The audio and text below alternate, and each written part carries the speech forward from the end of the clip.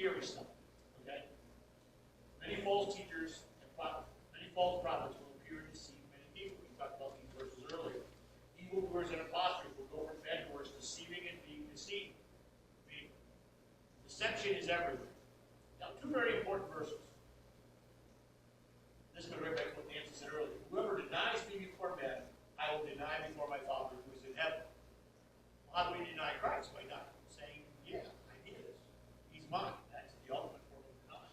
And then in Luke 9, whoever is ashamed of me and my words, of him will the Son of Man be ashamed when he comes in his glory. I don't know how you can preach that doctrine if you read the Scripture as a whole. It's full of stuff. But again, we'll come back to that. So, let me just share some statistics with you. I think this messed people up the other night because they were looking for places to write down specific things. I just left you space, write down what you think is important. This comes from the Pew Research Center. The Pew people are one of the biggest research companies in the world. They do a lot of stuff around religious life and church life. This is their report from March of last year, which makes these statistics incredibly new. Okay, less than a year and a half old, which is amazing. Now, you got to remember when Pew says Christian, it does not necessarily mean evangelical. Okay, when they talk about people who identify themselves as Christians, many of those are nominal folks who, because they were raised, they weren't Buddhist or Hindu or Muslim, therefore they got to be Christian. Okay, but some of them are pretty important. Okay, few people in this, and they do huge research, thousands and thousands of people, 36 different countries. Okay, 27 of those 36 countries had large enough Christian populations to form inferences. Okay, so here's some of their findings. More people have left Christianity than have joined it in many of the 27 countries analyzed. Okay, and again, they didn't consider the other 9, they were too small Christian population. Most who have left Christianity no longer identify with any religion, saying they are now atheist, agnostic, or have no religion in particular. We're going to come back to this group of people in a minute. Okay? In many countries surveyed, more people were raised as Christians and have left Christianity than have become Christians after being raised in some other tradition or without religious affiliation. Okay? So, in other words, Christianity has experienced an overall net loss in adherence due to religious switching in many places. Christianity is losing ground. Okay? Now, this one will blow your mind. In Australia, 41% of adults raised as Christians now identify with no religion, compared to just 2% of Australian adults who were raised Christian and have left for some other religion. So 43% of all Australian Christians have left the faith, but most of them have gone nowhere. Oh, thank you. We're a good thing.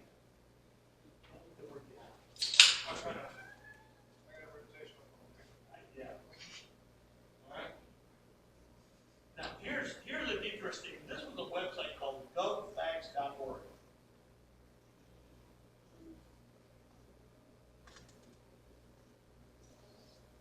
I discovered this quite by accident. These are stats August of 25, which means they're less than a year old. Okay. Now, this is a governmental website. This is not a religious polling place. This is a government. But the findings of their study are fascinating.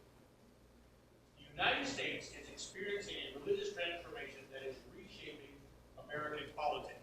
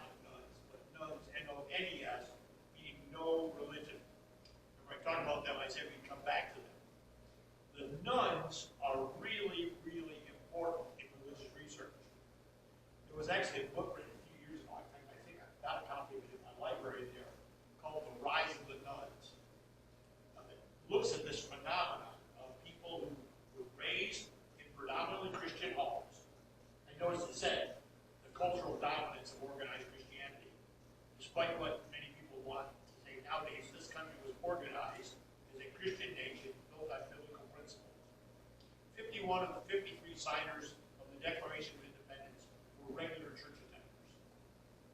Okay? 51 out of 53. That's a pretty good percentage. Somewhere in the neighborhood of 95, 96. Okay? This nation was founded on religious principles, basically Judeo-Christian religious principles. That is sliding away from us. Okay? The political implications are notable. One major party has consolidated as a champion of white Christians, while the other has become a coalition where the religiously unaffiliated now constitute the largest single group. And it is interesting that the black church, which has long been very left-handed Democrat, is starting to get the picture. In some places now. Bad in some places, but it's getting better. The change is both rapid and accelerating. In just 2 decades, 20 years, the Christian share of the American population has plummeted from 78% to roughly 63%, while those claiming no religious affiliation have quadrupled from 6% to 30%. Now think about it. So if you add those numbers up, 78% and 6% would be 84%. That left 16% of the population as something else. Islamic, okay, or no religion. Okay. Now we're at 63 and 30, which is 93% of the population. So that group of other religions is actually shrinking. But that huge group of no religion is growing like crazy. That's scary. Decades of comprehensive survey data from organizations like Pew, which we just talked about, Gallup, and the Public Religion Research Institute, paint an unambiguous picture. America's religious landscape is being redrawn at a pace unimaginable just a generation ago. For most of American history, identifying as Christian was a near universal cultural default.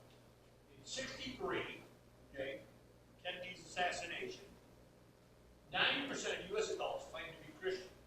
This overwhelming majority held for decades, with 78% still identifying as Christian as recently as 2007.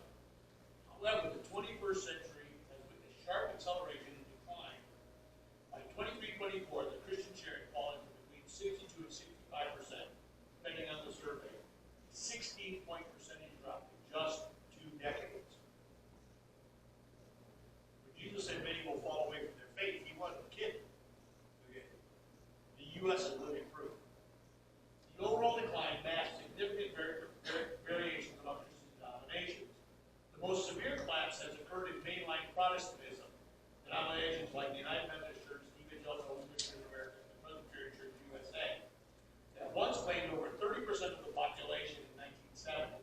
By 23-24, their share had plummeted to just 11%.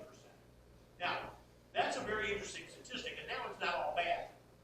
Because people need to be leaving those 3 groups because they are part of that progressive church we were talking about earlier.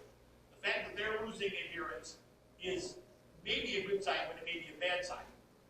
Their liberalism has maybe gotten so crazy that decline from 30 to 11, those people just have joined the nuns. Now, a few have moved on to better things, okay? The United Methodist Church basically split in half, and a whole new denomination called the Global Methodists emerged.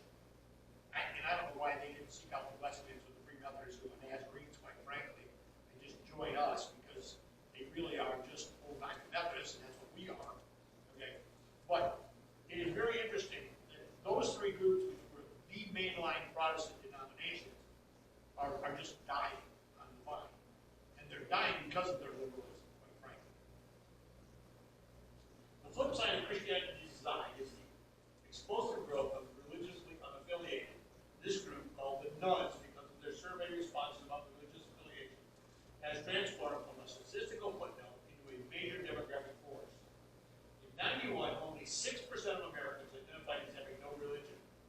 In 23-24, just barely 20 years later, that figure had quadrupled with various studies, placing the share of nuns between 28 and 30% of the adult population.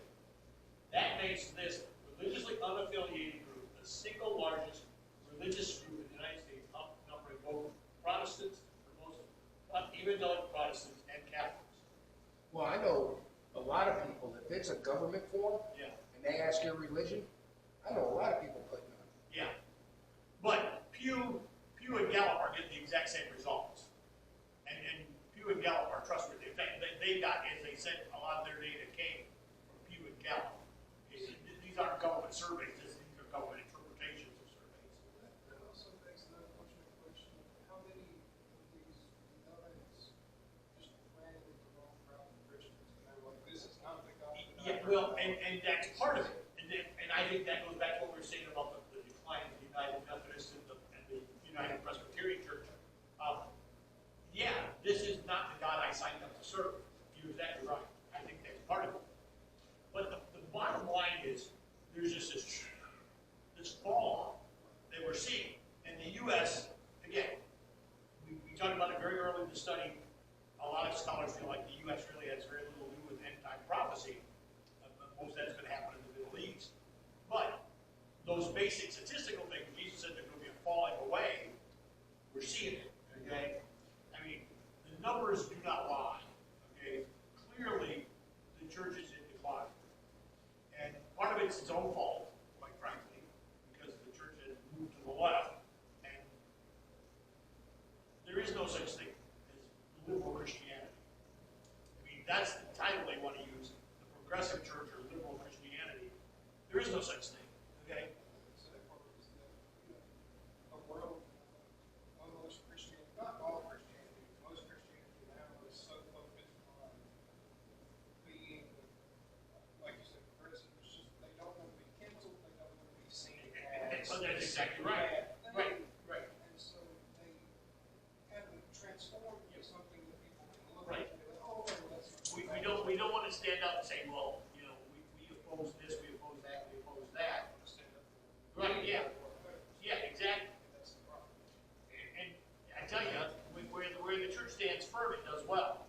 Okay? That's the thing. They want a candy coat, Yeah. and they want to be your best friend.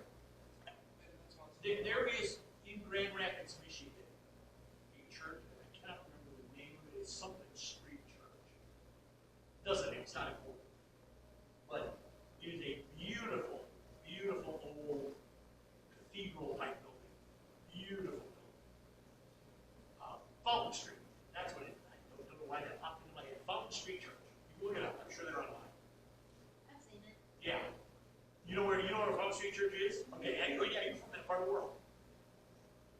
The only reason I was even there was this comedian / social worker who worked with troubled kids was doing his show there. It was free. And so several of my coworkers and I, because that's what we were doing at the time, went to see him. And he was funny and very educational. But during a break in the show, I love old churches. I like to wander around, And in the foyer at Fountain Street Church, they had a rack with manuscripts of like the last 30 sermons the guy had preached, the pastor had preached. And he had just finished a series, a long series, 8 or 10 sermons on the multiple paths to heaven. And he preached sermons on Islam and Wicca and all these other things saying, everybody's going to get